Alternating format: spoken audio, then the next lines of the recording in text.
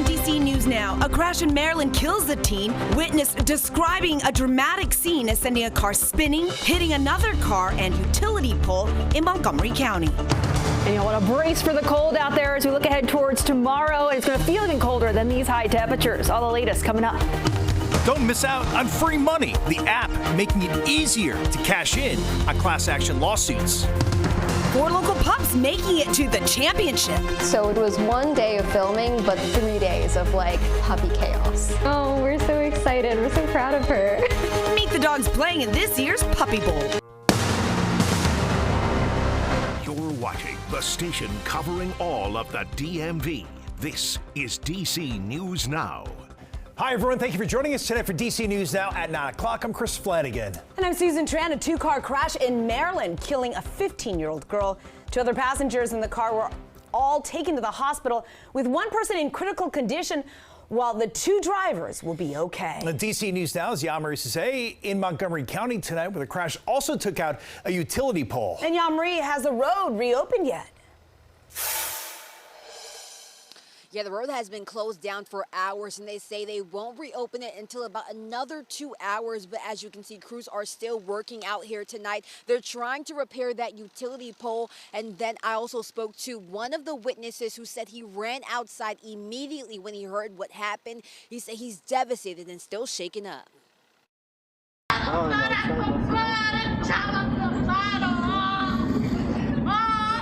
Cries from family members fill this neighborhood after a deadly crash. This is my house. My office is right here, so I hit it, bam. Salifu Max says he ran outside after hearing the impact of a 2-car accident. He tells me one of the vehicles spun several times after slamming into a utility pole. Driver was he was okay because he came out. I mean, he was running, struggling. He felt so bad. He was trying to pull the other one. So I stopped him. I'm like, no, you can't do this because you can cause more injuries. Police say a 15-year-old girl who was a passenger in one of the cars died at the scene. After 2 or 3 minutes, that's when the first paramedic came. Yeah, and they were the one who pulled out the girl, and she had CPR for 15 minutes, 15 to 20 good minutes. I mean, they tried everything, yeah, but the poor little girl. A 20-year-old woman is in critical condition, while another passenger suffered minor injuries and was taken to the hospital. The driver of the vehicle, an 18-year-old, also had minor injuries. Police have not yet said what the cause of the crash was, but neighbors tell me speeding along Burnt Mills Avenue is a problem. All the time, especially people coming down this way, it's always crazy. For Mac, witnessing the crash and its aftermath has been devastating. Oh, terrible, especially to see young kids. Yeah, I mean, they were literally young, yeah. Now, police haven't released the name of the 15-year-old girl that passed away just yet. This is an ongoing investigation. In the meantime, Burnt Hill Avenue will possibly reopen in the next 2 hours. For now, reporting live in Silver Spring, I'm Yamari Sase, DC News Now. Yeah, so heartbreaking there as the crews there continue to work at this hour. All right, let's get a check on the forecast with Jackie now. Yeah, and Jackie, things are going to change and get much colder for us. It is. I mean, out there right now, not too bad. But yes, temperatures will take a nosedive overnight tonight into tomorrow morning. So heads up. And then as we look through the day tomorrow, really not much of a jump in the temperatures, though, through the day tomorrow. Here's a view of a wider view of the temperatures and that setup. We do this cold front that's going to continue to clear the area overnight tonight. Out ahead of it, we still have temperatures in the 40s, but notice back out towards parts of the Midwest. We are already seeing those upper teens out towards Indy and Chicago. And then when you factor in satellite and radar here, you do see some of that precipitation. Seeing some lighter rain showers for parts of the area right now. The snow showers remain back off towards the north and west at this point. As we zoom on in, though, yes, seeing some green on the map, mainly across Frederick County, Maryland, back over towards the eastern panhandle of West Virginia, and then along parts of the I-81 corridor in Virginia as well. Temperatures, yeah, we're still holding in the 40s for now, but that's not going to stick around through the overnight and into tomorrow morning. We're talking about overnight lows back in the 20s overnight, so that's what we start off with tomorrow morning, and then highs only climbing back into those lower 30s tomorrow. That is the limit for our high temperature tomorrow, which is a bit of a difference compared to those highs today that we had into those 50s. So I'll have more details on that, and also those feels like temperatures too coming up in just a few minutes.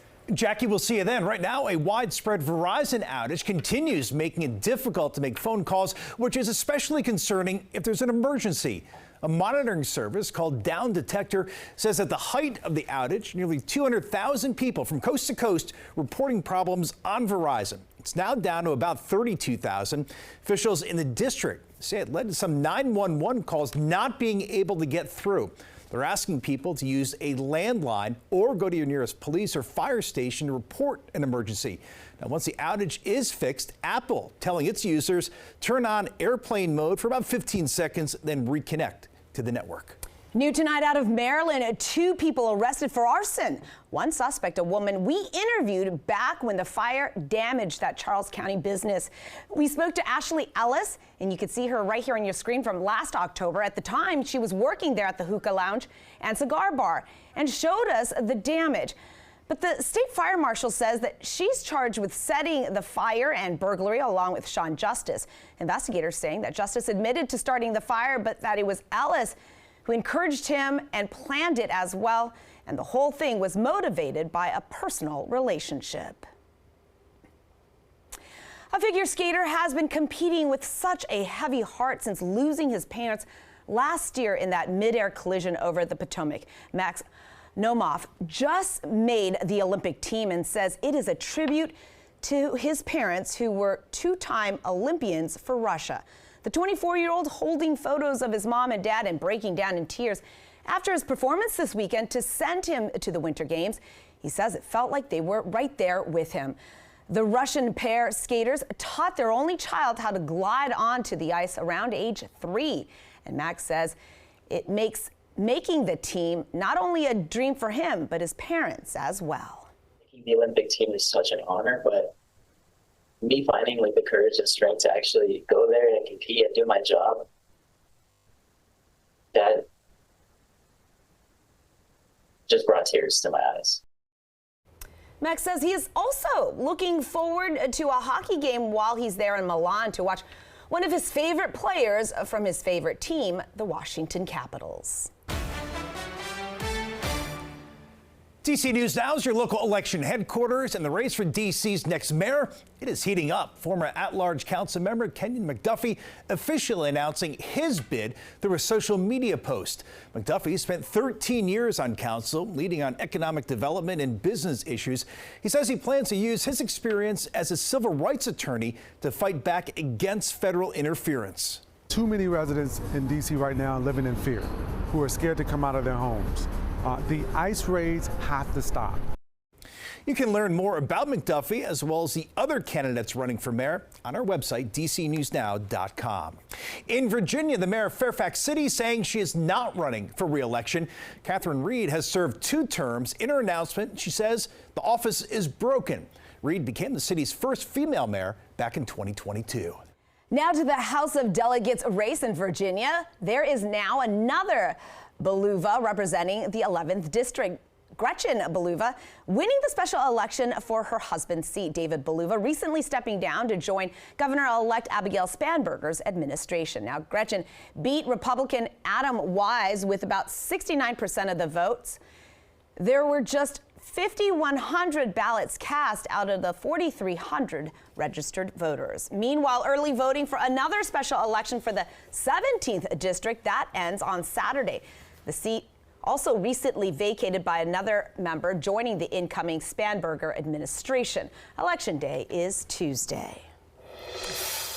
Right now, football fans are really focused on this hot postseason. Absolutely, but some DMV families, they're looking forward to a much different type of playoff game. Pretty exciting one. 4 dogs adopted through a local animal rescue.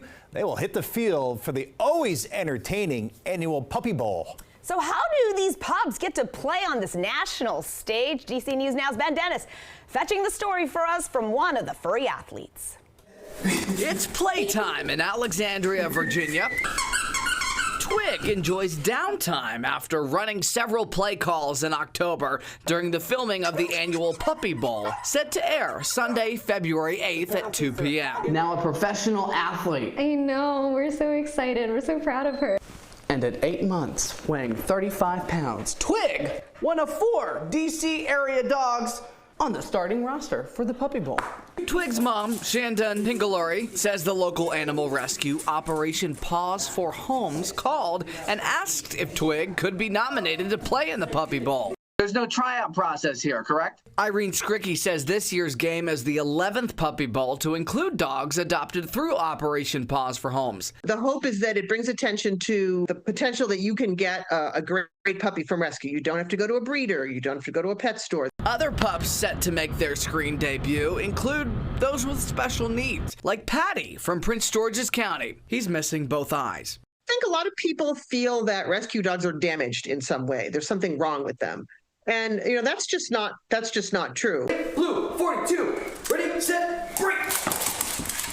While there are many shelters and animal rescues with forever friends available for adoption, Shandon is especially grateful for the folks that helped her find Twiggy. A perfect story indeed.